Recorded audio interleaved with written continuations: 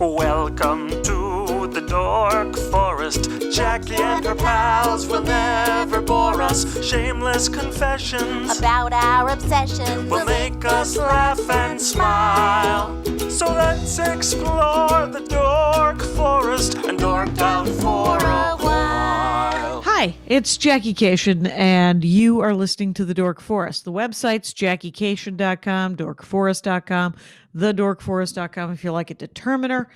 Let's do the credits. Patrick Brady's going to fix this audio and video. Vilmos works on JackieCation.com, and Mike Ruekberg sang the song with his wife, Sarah. He composed it, and he will sing his version of the Mexican hat dance at the end of this show. Thank you so much for listening to The Dork Forest. Here's a scoop. I'm doing stand-up online. A lot of Zoom shows will eventually go back on the road. Sign up for my email list. It's easy to get off. It's harder to get on than it is to get off. And no harm, no foul. If ever bored, JackieCation.com, sign up for the email list. You'll find out about my weekly Zoom shows and stand up on the road eventually. You may donate to the show if you would like. I would like. Sure, I would. There's PayPal, Jackie at JackieCation.com, and there is a PayPal button on both DorkForest.com and JackieCation.com. And there's Venmo, if you like Venmo, Jackie-Cation, oddly enough. If you have listened to all of the shows, go to dorkforest.bandcamp.com, I think. The Dork Forest has a Bandcamp page. You can listen to a lot of ones that are free from pre-2009 when I started pre-recording. And then there's live episodes that cost me a couple of bucks, so I charge you a couple of bucks. There's also some stand-up. There's a story album that's very exciting there. And other than that, I have a lot of merch in my garage. Feel free to order if you know anybody who doesn't have any CDs or the DVD. And you can follow me everywhere at Jackie Cation. Let's get into the show. Hi, it's Jackie Cation. I am in my garage, and I am talking to pinch hitter Heather Thomson. Welcome to the program, Heather Thomson. Hi, so happy to be here. Yay. Here's the thing. You do stand-up comedy. Yes, this is correct. This is good information. Sorry, I had to pause. I was like, yeah, I do. I have to think about it. Pretty sure I do stand up. Yes. I need to see your stand up more often because it's just, you've just been recommended on various fronts. And I need to see it. Maybe if I do the Zoom shows again, would you do a guest set on my Zoom show? I would love to do a guest set on your Zoom show. Well, ladies and gentlemen, let the Sunday Zoom shows resume and resume. I'll be over here. Anyway, Heather Thomson is Thomson, no P. That's the tricky part of it. And it's Heather, like the word Heather. And all your socials, your Twitter, your TikTok, all the things are at the Heather Thomson. That's Instagram as well? Yes. Okay, so it'll be in the notes at the Heather Thomson. But now you want to dork out about something that I did not know was... The only thing I know about this is that Maria Bamford did a joke about it. And so I think it is hoarding among the Kennedys. I mean, that is one of the better synopses I've ever heard. I can explain it a little better maybe for the people who aren't up on us. It is called, what is it called? So Grey Gardens is a documentary that came out in the 70s. Now, for the true fans, you know that they did a second documentary because it was so popular with additional footage. There's been an HBO movie about them. There was also another documentary made about a cousin of theirs, but has now become famous because they became such a big deal that people go watch that too. There's a lot of content for fans, but basically it's about two women who were a mother and daughter who were part of high society. And they're cousins of Jackie O, which is why it got so much attention. Okay. And the father divorced the mother and didn't leave her very much money. And then when he passed away, he didn't really leave her anything. And the mother moved in with the daughter in this summer house that the family used to have in the Hamptons, and were living off this trust. So they had what they call a reversal of fortune. Because when you're rich, you don't say we're poor now. We say we had a reversal of the fortune. Like you still kind of have it. Okay. And they are professional eccentric shut-ins. The documentary just happened because these guys were like, these women are such characters. Just filming them will be so entertaining. And it's very true. And newspapers did some articles about them because they were the original hoarders because they had pet raccoons and about 30 pet cats. And they didn't like to Whoa. clean. They were very Oh. artistic women. They liked to sing. They liked to soft shoe. They liked to listen to the radio Soft shoe. and eat ice cream and discuss the arts. And they couldn't be bothered with dealing with the pile that was to the ceiling high of the cat food tins. Wow, because they had been felt wealthy and they had had people to do for them. That's Yes. that's another term that rich people use. Do you have someone come in to do for you? Yes. I Yes. think slowly as the reverse of the fortune happened, they just kept letting more and more people go. And then, at that point they probably were like, what's a dish? How would I even clean it? I'll just eat off newspaper, Wow. Yeah. Okay, so they're Jackie Kennedy's cousins. So what was her maiden name? Onassis. Oh no, Onassis is her married name. Right after Kennedy, she so- married some Greek millionaire, gajillionaire. Yes, so they're the Beals. They both have the same name. They're Little Edie and Big Edie. And but I don't know if Jackie had the same last name as them because she was a cousin, and I don't remember Jackie's maiden name. Okay. Well, but the name of these two ladies Mhm. was Beals. Mm-hmm. Like Jessica Beals? Yes. Or Beal. Is Jessica Beals from Flashdance or Footloose? Is she related? God, I don't think so, but what a story that would be. But I don't think so. She's trying to keep it quiet if that's the case. Right. She's got that on the DL. Yeah. So these two, did you see the one from the 70s? Yes. I mean, I've watched all the content you can on it. The house has since been restored because it's like this beautiful house that they lived in because it was like the summer mansion for a rich family. And then all the help left and these two women didn't know how to maintain it. And 20 years go by and you got raccoons in the walls and holes in the roof. And then Where is it? it is in the Hamptons. It is very close to the water. It has since been restored. I can't remember names right now, but the man who used to own the Washington Post and his wife restored it for their summer home. And it's now like a $30-40 million house, but there's also restoration videos you can find on YouTube. And it's been made into a very beautiful home. And I imagine in the 40s when it was built, it was a very beautiful home. Right.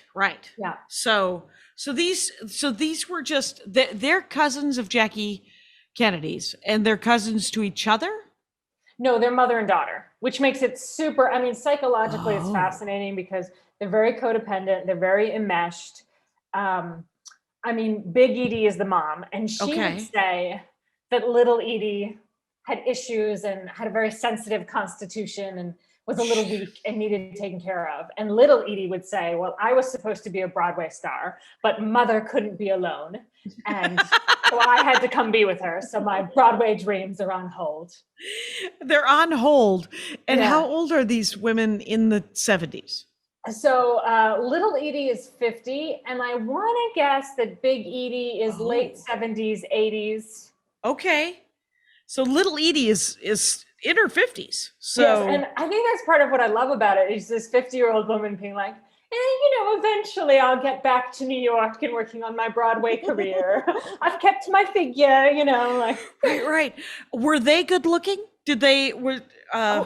So Big Edie, I think so. I mean, by the time the documentary is filmed, she's taken to not wearing clothes and she lays in a bed and she just drapes a towel over her chest and minimal hair and makeup.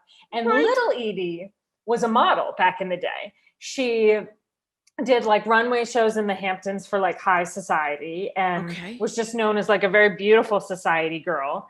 And I mean, probably had some very successful suitors. I mean, some very high society suitors, but I don't think she was ready to be tied down, Oh, right. She had to, right. The only person who could tie her down was her mama. Exactly. That's so crazy. Yeah. What? Okay. So are they their only sort of immediate family? They have people that come around occasionally, but like in the documentary towards the end, Big Edie has a birthday and I'm not sure who it is, but two like sort of non-immediate family members come around. There's no like the sons don't come around. I think they may have washed the hands of the situation. The husband / father is dead at this point. They do have this interesting thing where they have this local boy who delivers groceries. Okay. And he's like in their early 20s, and they sort of take him in, and he comes and he like delivers the groceries, and then hangs out on the twin bed next to Big Edie, and she makes him corn on this little hot plate she has beside the bed. What? She just has a hot plate beside the bed. Oh, the whole thing is a fire hazard. I mean, there's newspaper everywhere, and there's hot plates beside the bed that she's cooking from the bed in. She's cooking from the bed because she's just lying there with a towel over her breasts. Mm-hmm. Wow. And then the kid delivers. What kind of food have they ordered? They eat a lot of ice cream. Oh, do they? They're living off of ice cream. They're living off of mostly because they're not great cooks. They don't have these domestic skills. No. And at one point, little Edie is like, I should make mother, a baked potato and some meat or something, but it's very difficult. And so they just they drink. They have their ice cream. Okay, so they have booze and they have ice cream for sure. And corn on the cob. And corn on the cob at one point for sure. Yeah. Is she boiling it or is she just placing it on the hot plate? Oh, she's boiling it. Okay. All right. Okay. Well, there's that. At least. So this thing, is it an hour? How long is the documentary? I want to say it's about an hour and a half. Okay. And then, like the follow-up documentary, because it was so popular. It's one of the most popular documentaries ever made. Is probably another hour and a half of footage of them. Okay. Just sort of found footage is the second one. Did they die? Did social services get called? What happens at the end of it? So it's sort of a beautiful ending. Big Edie eventually dies of old age, and little Edie finally flies the coop. And at this point, she's become somewhat famous because the documentary was such a success. Yeah. Like a little cult sort of fame. Yeah. And this bar in New York, near Broadway, maybe not on Broadway, but close enough, right? Says, okay, little Edie, because they both sing and dance, and they're a little competitive about their singing and dancing, and they put on like shows for the documentary filmmakers. Okay. There's a famous scene of little Edie dancing in the foyer with an American flag. But anyway, what? So she gets to finally like sort of have a little bit of that career that she wished she had, and she puts on a whole like one woman review of song and dance. And if I know little Edie, she probably had like cute little quips in there too.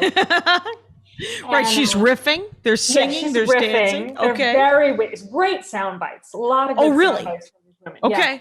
And so she gets that. And I don't know how long that run goes, but she gets that. And then eventually she moves down to Florida, which is great because she didn't like the cold of the Hamptons in the winter, especially because they had no heat and there were holes in the walls from the raccoon. What? And, I think she passed away in Florida in the early 2000s. So she lived another 30 years as well. Yeah. And did you think that they did it for the money? Oh, the documentary? Yeah. No, I don't know if they got any money. It's funny. There's some quote part where they're sort of talking about getting paid, and the documentary filmmakers, I don't think they realized how much this would blow up. And they sort of say to them, well, it's a documentary. I don't know if we're going to make any money. And then Big Edie goes, but they've never seen a documentary about us. She is, it turns out, prophetic. Yeah, exactly. Yeah. But I think they both are hams, and they love the camera and the spotlight. And I think they know how entertaining they are and kind of pride themselves on it. So I think a lot of the motivation was just, here we've been soft shoeing and singing Tea for Two in the darkness of our house, just for the raccoons. And finally, these two charming men have figured out that there's wasted talent at this estate in the Hamptons, New York, and have showed up to film us. And it was only natural that would happen. Right. This is the way it was meant to be, I guess. Yeah. Things finally, the world cares. Mm-hmm. And so how many floors is this house? Do we get to see do we get a tour of the house? Yes, I think it's 2 floors and then there's an attic, and I don't know if there's a basement. Probably, but little Edie and Big Edie were just sort of like, I don't know. That's the door the servants used to disappear into. We don't know what's beyond it. Oh my God. If I were a documentary person, I would totally go down that door. Because the door they don't know about, like maybe that's where this, did they ever, did like their servants, there's no servants. There's Yeah, there's just no the two servants of them. anymore. Okay. Wow. So, are they doing any laundry? Oh, that's a good question. Well, so, Big Edie just has the sort of scarves and towels that she drapes. And it's super funny because sometimes the documentary filmmakers will just suddenly pan away from her and like focus in on like a picture on the wall or something. And it's because Edie's towel has slipped. And this is their tasteful way of like being like, okay, we're just going to redirect for a second. Right, right. And then little Edie is a very eccentric dresser in and of herself. So it's hard to explain it, but it's like she'll take a scarf and wrap it around her body and then safety pin it and call that a skirt. Oh, you know all what right. I mean? Well, like, fashion. Or maybe make a cape out of pants, or maybe like a swimsuit with tights is, and she always has a scarf on with a brooch because she's got issues with her hair. Okay. She has issues with her hair. I think a nervous condition made her hair fall out. Ah, fair enough. All right. But you never see her without the scarf on camera. So that is a good question. In my head, they must do something, but they also just have this pile, and every time something gets a little too dirty, maybe they just throw it to the raccoons and are like... Do we get to meet the raccoons? Oh yeah, you see them. They get fed like a whole package of Wonder Bread every night. Oh my God. Yeah. Where? Oh, so many questions. Yeah. Where does the money come for the grocery delivery? Like, so yeah. Yeah. They have a small trust. Okay. So when the husband divorced her, she didn't get a ton of money in the divorce. And then when he passed away, he didn't leave her very much, but there was some kind of trust set up that had enough to keep them in ice cream, but not necessarily enough to keep the servants or to to staff the house. Yeah, but she was the house hers or was it her husband's? I think she got it in the divorce. So the issue was like she owns the house but can't maintain it very well. Right. Okay. So but she got the house for some reason in the divorce. Yeah. Yes. Well, and she's very attached to Grey Gardens, like and it's called Grey Gardens? Yes, because you remember, like, especially like summer homes of the wealthy, they all had names back in the day. Oh, right. Sure. Why wouldn't they name their summer home? Of course. It's an entity in and of itself, Sure. You have the Breakers in Rhode Island and you have Grey Gardens in the Hamptons. And what's Breakers? So Rhode Island has all these like huge summer mansions, which now you can tour because they're sort of like historic landmarks, but like most of them have names. And I saw the Philadelphia story. I know that they can't afford the taxes. Anyway, so there was that is okay. So there's the original documentary and then sort of found footage, another hour and a half. Is there an arc to the first one? There's an arc sort of to the first one, or no? So it's very slice of life. Okay. I suppose it's just sort of, I think they showed up for, God, I don't know if they were with them for weeks or months, and sort of filmed them every day and then edited that into something interesting. I mean, there's a little bit of an arc in the end is sort of poetic because little Edie is dancing and Big Edie is shouting and there's something sort of emotional about it, but it's hard to exactly put into words. But there's no plot. Like, it's not like the documentary starts and you watch their fall from grace. It's more like, here's a summer with these eccentric women who've been in this house for 20 years. Oh, okay. Yeah. So it sort of has at least a time frame to some extent. And then, so what's the second one? So the second one, I think that when the first one was such a hit, they just had all this additional footage. And as a creative, this is how I picture it, that when they were in the editing room making the first one, they were like, man, Big Edie is so amazing when she sings Tea for Two, and she is so amazing when she sings I Love My Soft Shoe. Which one are we going to put in the film? And then they make the call.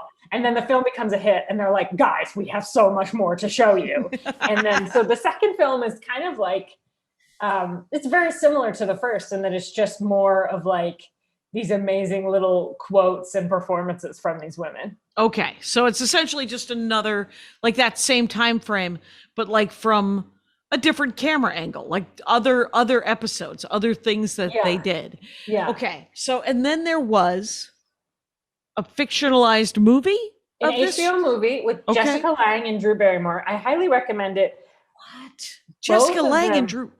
Yes. So Drew Barrymore plays Little Edie, and it's actually one of Drew Barrymore's best performances. I mean, I feel like it shows what she can do way more than sort of the average never been kissed, thing that she was in. Right. Yeah. And she's also like one of the producers on it. So I think she might have been like, this is how I'm going to show the world who I am. Or I need to make this movie and be in it. Yes, exactly. Like who was in the Princess Diaries? What's the name of that incredibly? Anne Hathaway. Thank you very much. Yeah. Anne Hathaway also had sort of a passion project that she did. She kept being cast as that, Pretty and Perfect kind of thing. Yeah. And she did a monster movie called Colossal. I don't think I've seen that. It's incredible. Okay. It's really, really good and weird. I'm going to put it on to watch list. Yeah, whatever. I think it's on Hulu. Anyway, so Jessica Lange and Drew Barrymore are in Grey Gardens, the movie for HBO. Mm-hmm. And they're very good. And so some of the gaps that I'm filling in with what happened, I'm pulling from the HBO movie. So let's assume the HBO movie is accurate, Yes. Because the documentary doesn't necessarily show the scene where the sons come home for the father's funeral and they say, hey, you really can't afford to keep living here on the trust. Why don't you sell Grey Gardens and get a little apartment somewhere? And Big Edie says, I believe Grey Gardens, feet first. This is my home, Feet first. What a great line. Mm-hmm. Oh my God.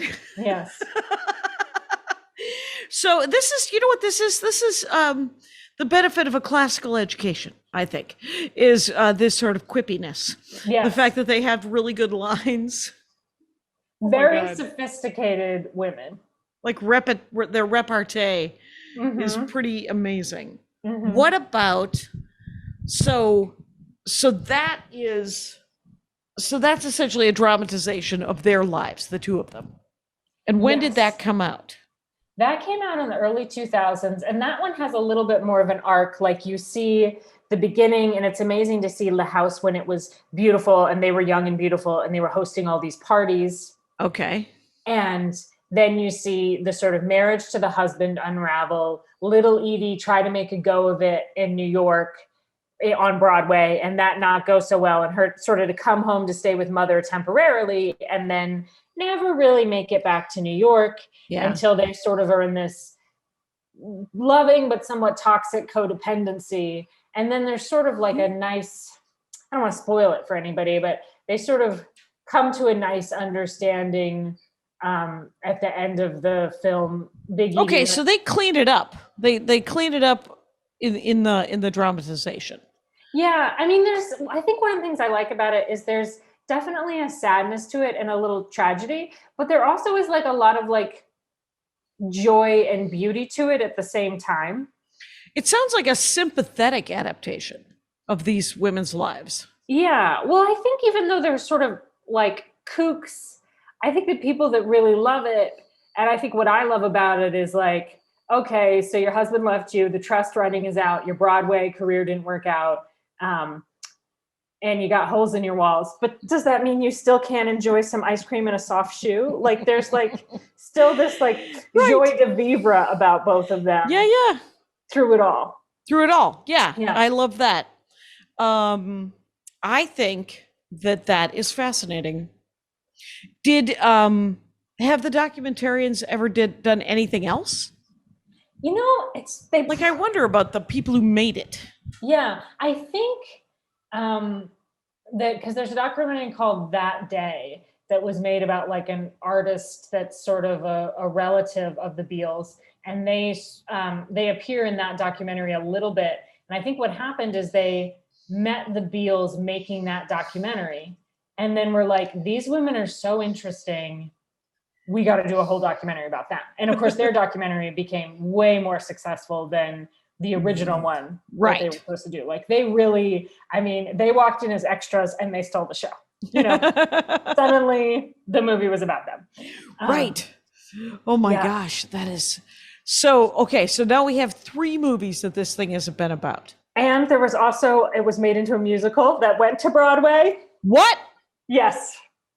When? How? Did Edie get to do anything? Did little Edie get to be any part of it? Big Edie was passed away at that point, and I think little Edie might have also been, or at least she was 80 and down in Florida at that point. Right. So they were not in the musical. I want to say Bernadette Peters might have been in it, but maybe that's just my imagination. Wishful thinking. Wishful thinking, yeah. For sure. Yeah. Oh my gosh. And you can find that on YouTube if you want to watch it. Which I think people will. I think people will definitely want to watch that. So there's a musical. Did they ever take it to ice? This is No, but now that you've said it, I will not live freely until that has happened. It is the natural way of all things Disney. Finally, it ends up on ice, and but no. So yeah, and then I'm sure there's just a cottage industry of like books and mugs.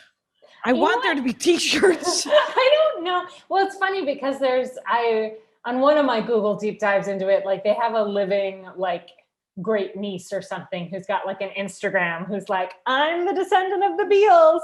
And she like posts like elegant photos of her, you know, like in the summertime, maybe in the Hamptons or someplace like it with cute outfits. And right. So she might have so they had other kids, right? Big Edie had obviously boys as well as her daughter. And so that might be the great niece of somebody. And that is, well, that's ridiculous. What else do we need to know before we go on to your next Dorkdom, which I think is awesome? Oh God, now my brain is just pedaling. I think you summed it up very well. I think we covered all the major points. There's also, so you know the brilliant TV show by Armisen and Hader, the mockumentary Now. Oh yeah. Or is it called Documentary Now? But it's like parodying them. So the first episode they ever did, they did Grey Gardens, and I highly suggest it. It is just, they did such a perfect job with it. And if you're ever feeling, or if I'm ever feeling blue, I know I just pop on that episode. And they just did wonderful things with the satire of it. So that's another offshoot of the Fred original. Armisen's satire muscle is larger than life. He plays Big Edie, and he does such a good job. Oh my God, he plays Big Edie? Yeah. That sounded like a dick joke, by the way, but it wasn't. Fred Armisen is just a delight. So wow. Okay, so there's that. What other? Because it's kind of come into the zeitgeist, right? Like it's in society. Like people reference it. It's why it worked in Maria's joke so well. It's funny because when I'm doing a set, you know, I've occasionally referenced it, and I'm always sort of like reading the room of what kind of crowd this is, because it's either going to be a crowd that's like, what's Grey Gardens? Or they're going to be a crowd that's like, we're the same people. We love you now that you mentioned Grey Gardens. It's so true. But here's the thing. This is a pretty basic, this is a good slide into what your next Dorkdom is. Okay. Is sort of, because Grey Gardens is sort of, you know, it's full of love from the look of it. I mean, they were a mess, but I think that there was genuine feeling in all of that. And then you said your other Dorkdom was romance films. So period piece films. So like Room with a View? Room with a View, and then also Somewhere in Time and Remains of the Day. Okay. Basically, I just want a situation where or Age of Innocence, like to me, the hottest thing in the world, I guess, is people never actually getting to touch each other. Like, I don't know what that says about me, but I'm like, you have your pornography, but what I want is for them to stare longingly at each other. And then at one moment, she removes her glove and he puts his pinky on top of her pinky. And that's all that ever happens. And he keeps her parasol for life. Wow. Wait, Yeah. but these are sort of happy endings kind of situations, right? Oh, no, not all Oh of them. no. Okay. Wuthering So, Heights? okay, so it depends. So first I want to throw in that, like, so somewhere in time, I started going on like a deep dive into it. And I found that they do not have a fan club. They have called what's called an appreciation society, which to me is like, you took nerdtum to another level because you were like, no, we're such nerds that we're not going to call it a fan club. It's an appreciation society. So, But what is Somewhere in Time? I have not. Somewhere in Time is Christopher Reeves and Jane Seymour. And okay, so it's one of those movies. These movies always blow my mind that involve time travel. And you're always like, but if this hadn't happened, then that hadn't happened. So how does this work? So how did that? So like, that's part of my obsession with it. So can I do just a spoiler alert that I'm going to tell the plot to it? Right. I think that these movies are from the 12th century. If you haven't seen them, it'll be fine. Go ahead. Somewhere in Time, Christopher Reeves. Okay, so Somewhere in Time, he's a playwright in the 70s, and this is Christopher Reeve at his prime. He's so handsome, he's dreamy. And he's just put on a play, and this old woman comes up to him at the end, and she hands him like a locket and an old-timey like program from some performance at some old hotel. And she looks at him and she says, "Come back to me." And this piques his interest. So then he goes and starts doing research, and he's like, I think I was at this hotel, like, but I don't understand this. So he starts researching, because maybe his name's in the program or something. Something makes him go start researching time travel and being like, I'm going to go back. And so he meets with this professor. I love like a quirky professor in a movie. And basically the professor's thing is like, time travel is in the mind. And if you can remove all modernness and convince yourself in your brain that you are actually in, 1812 or whatever, you can get there. And so he like gets this hotel room, he clears everything out of it, and he just lays down in this old timey suit and just keeps whispering to himself, I can't remember what year he's going back to, but I am in this year. Right. And then it works. He wakes up and he's in the same hotel, but like 100 years earlier. And the old lady that said, come back to me, is young, beautiful Jane Seymour, who's an actress. And the hotel is like so picturesque and beautiful. And he's wandering around and he sees her and they fall in love instantly. And of course it's like perfect because he's a playwright and she's an actress. And this like old like manager probably for Jane Seymour has foretold that there's some man who will come and ruin her. And when she sees him, she goes, is it you? And then, they fall in love and it's going pretty well. And they're at the resort and they've rowed in a boat together while one of them has read poetry. They've done all the things.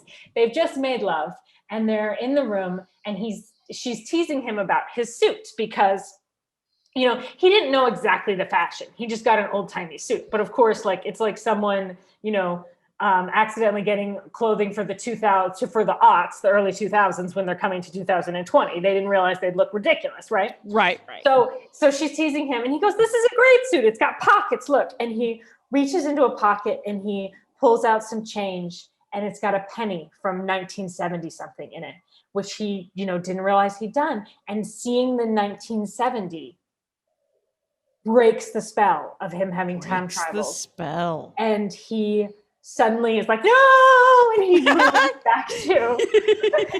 back to 1970 and he's in the hotel room again. And you see Jane being like, no, and like, that must have been super traumatic for her to suddenly have this man that she just made love to literally disappear, not like the ghosting I get, but you know what I mean? Like, literally he disappears into the ether. And so I think that's where the whole like manager being like, there's a man who'll come and ruin you, she probably kind of goes insane after that.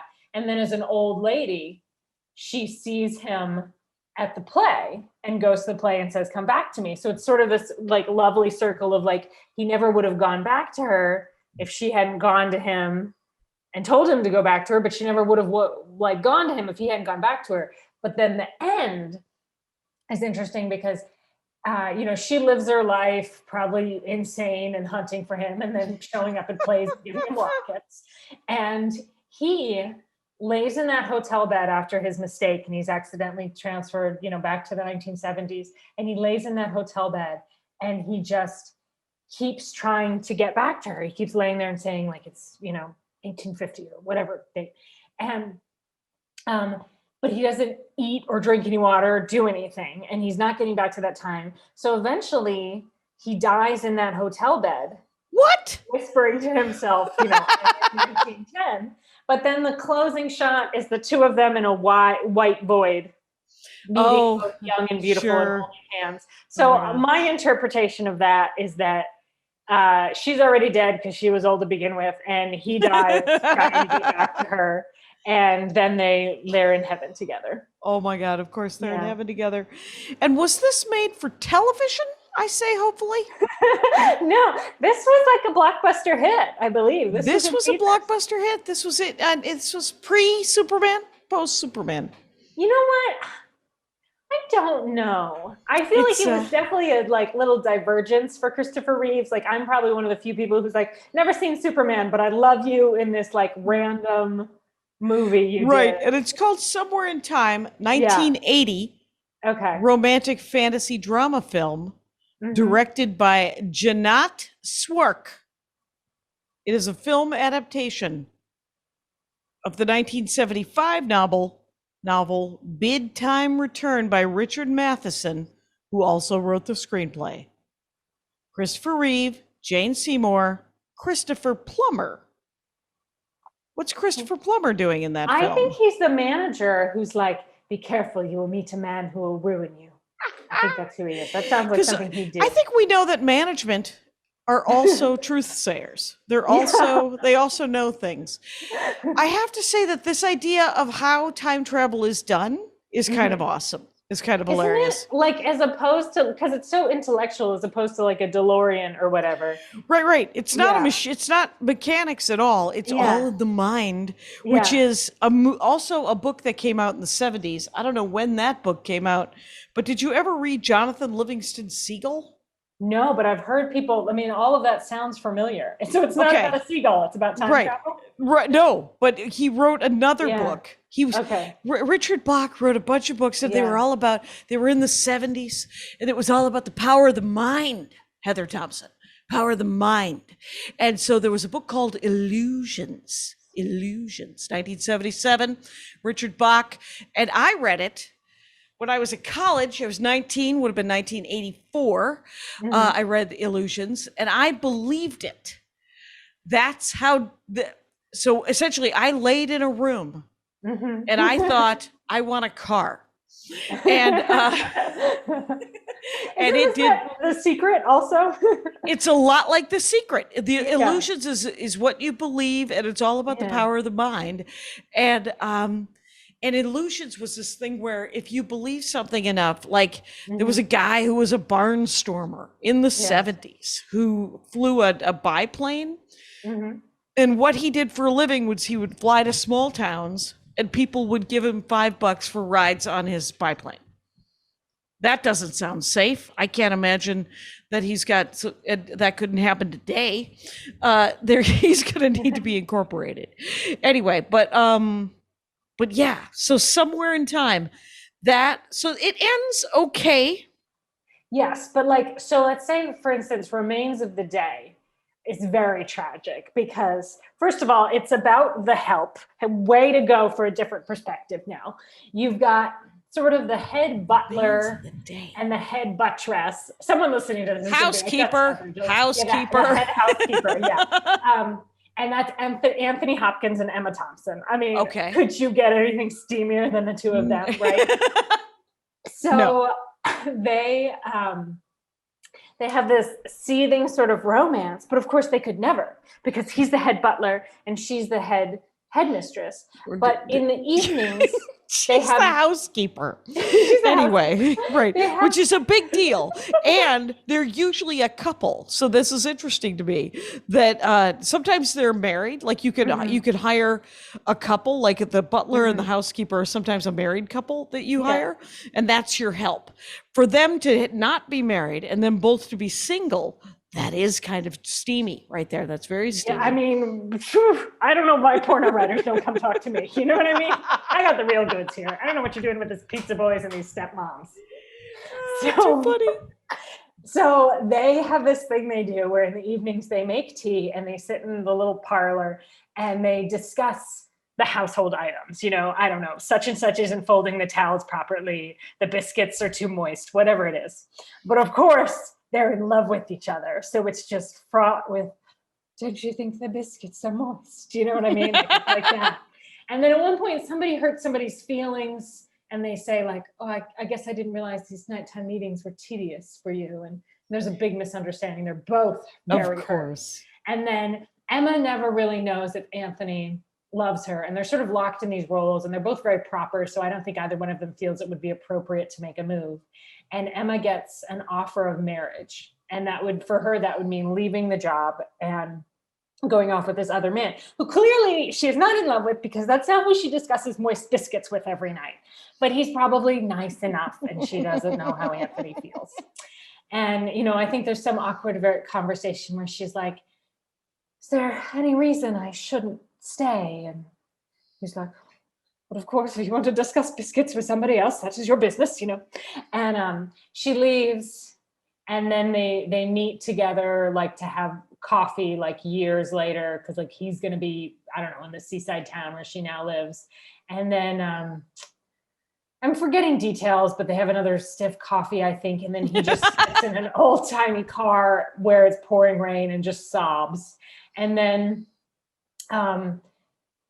he goes back. Oh, Christopher Reeves, I think, is in this one too. Unless my memory is shot. Maybe we should Google that. Because in my head, I'm picturing Christopher Reeves in this part. But they go, eventually a new owner comes to the house and he's a little more free. And I don't know what happens. I don't know if Anthony is going to retire or it's just clear that he's going to have a slightly different life working for this new, more modern guy. But like the final end shot is like there's this bird that's gotten into the mansion and Christopher Reeves like takes it to the window and lets it free. And you know, it's this big metaphor about like both Anthony and Emma were these birds that were trapped in this existence of their sort of like servitude. Because of servitude, yes, exactly, and being proper. And what they should have done is, you know, gotten an adorable seaside cottage and maybe opened a bakery and boned all the time. But instead, you know, all they had was like their meetings. And I think it's called Remains of the Day because, you know, they would meet in the evening. Oh, and talk about the remains of the day. And it was just the two of them, or was it all of the staff? Just the two of them. Oh, interesting. Mm-hmm. The Remains of the Day is a 1989 novel by the Nobel Prize-winning British author Kazuo Ishiguro. The protagonist, Stevens, is a butler with a long record of service at Darlington Hall, a stately home near Oxford. In 1956, he takes a road trip to visit a former colleague and reminisces about events at Darlington Hall in the 20s and 30s. So I am not seeing Christopher Reeves in this film, but that does not mean. Let me give it a Google because I want to see if I've lost my mind. I'm just going to type in Christopher Reeves, Remains of the Day. Please do. He had, I don't know if you know this about Stevens, but he had unshakable loyalty to Lord Darlington. Okay, I mean, that sounds right. He's in it. I just Googled it. Stars Anthony Hopkins as Jane Stephen and Emma Thompson as Miss Kenton, with James Fox, Christopher Reeve, Hugh Grant, Ben Chaplin. So he's definitely in it. Hugh Grant? I didn't remember what Hugh Grant did. Wow. You know what's interesting is that I'm on Wikipedia, my friends.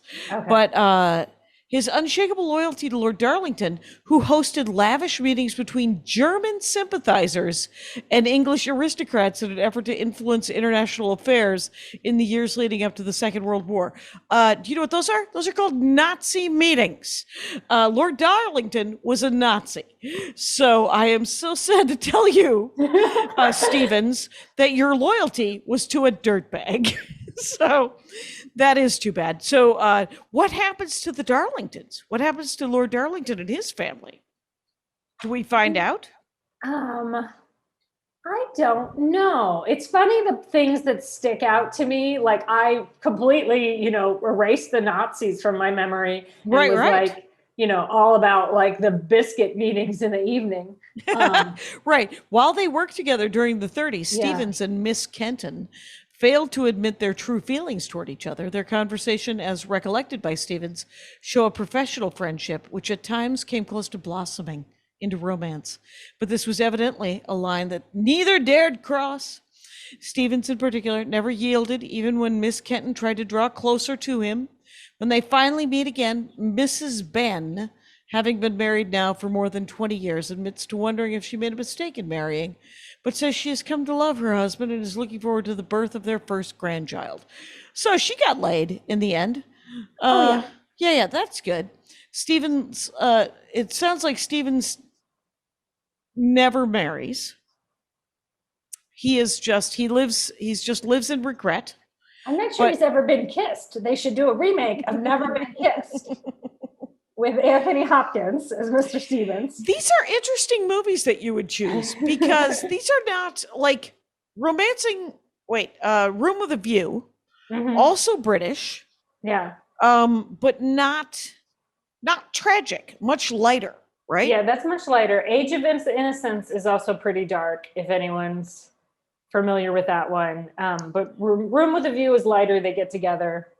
Right. They get together. What is Age of Innocence? So did you like Wuthering Heights? That was my question. So, you know what? I've never watched all of Wuthering Heights. I mean, I know that sounds right up my alley. It really does. It's a lot of, it's like the Dragon Ball Z of romance, where there's a lot of hanging in air, just glaring at each other. And, which is a weird reference. I get that. But the, Wuthering Heights is Heathcliff, and it's sort of a mixed class romance, and it is not. It's slightly tragic, I believe, but there's a certain amount of. I remember reading the classics when I was a child.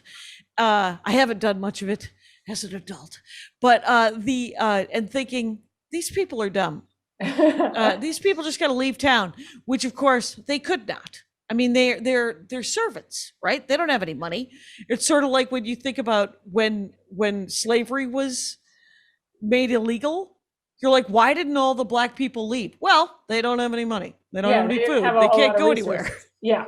Again, it's the same with the servants. It's the same with this. I mean, it's just it's the way the society with the system was set up to keep those people there, which is why it's so tragic. Like that class system between the butler and the housekeeper. Yeah. That's too bad that they never got together though. Yep. And Age of Innocence is similar. It's Daniel Day-Lewis and Michelle Pfeiffer and Winona Ryder. Oh my God, what?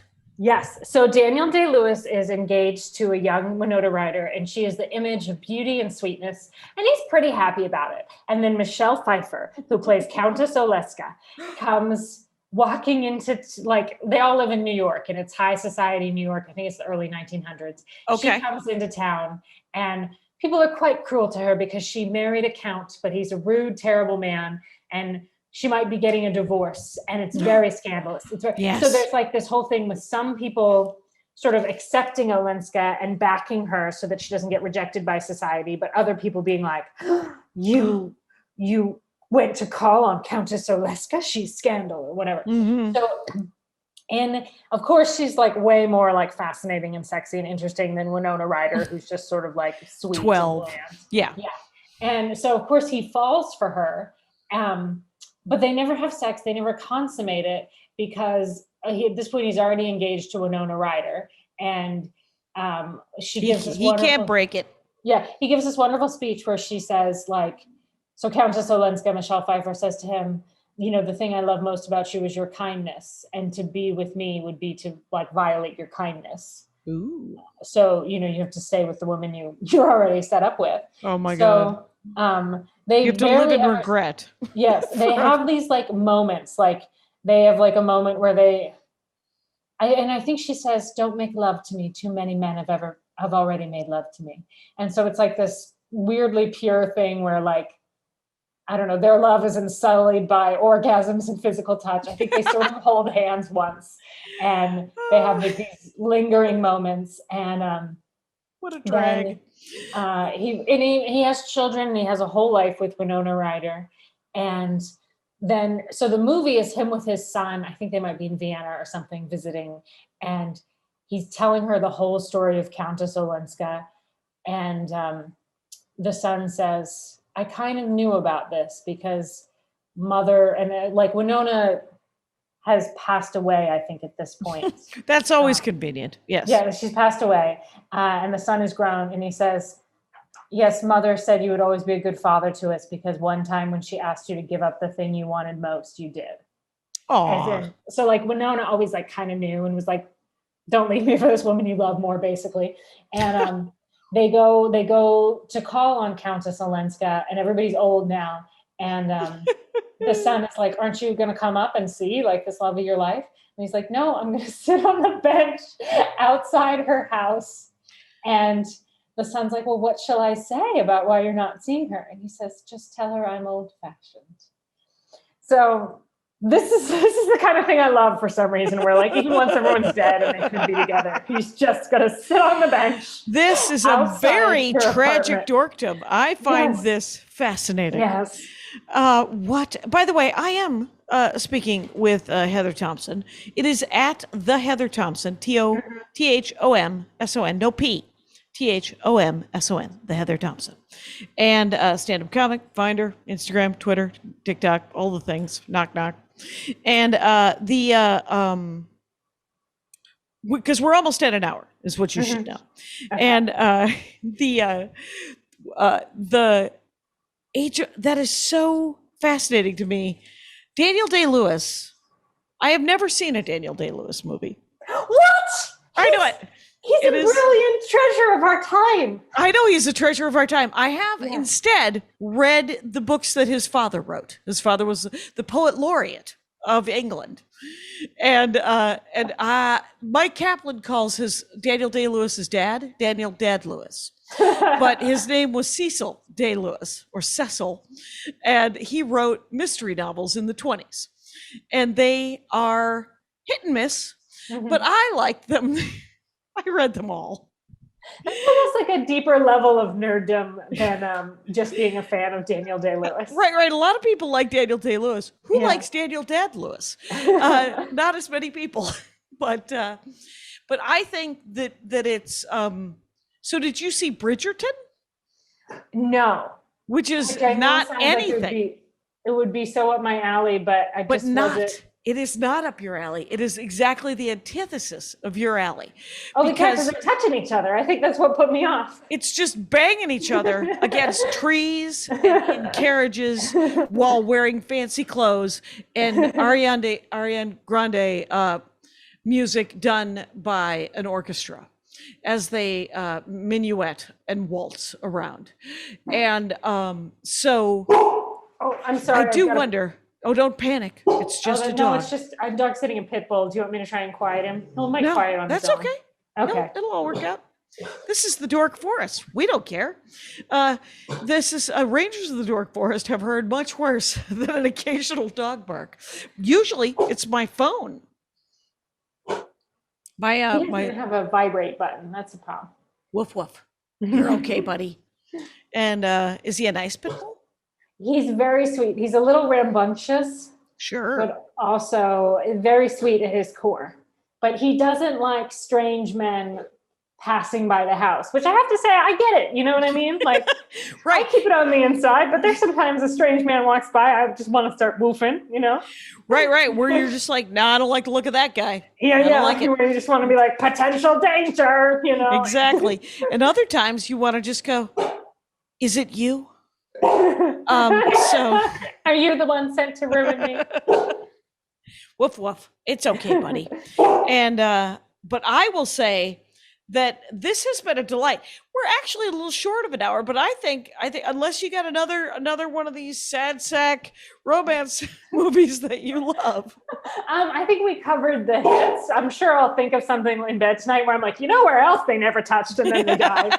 But I just want to say, like, this has been a delightful hour, and I think it's a wonderful thing you do, giving people a place to talk about something that they're very enthusiastic about, because it's great for the brain. I mean, because when else is someone ever going to be like, hey, Heather, you know the thing you love that most people don't love and find boring and strange? Go nuts. Go nuts. You get an hour. Live it up. Yeah.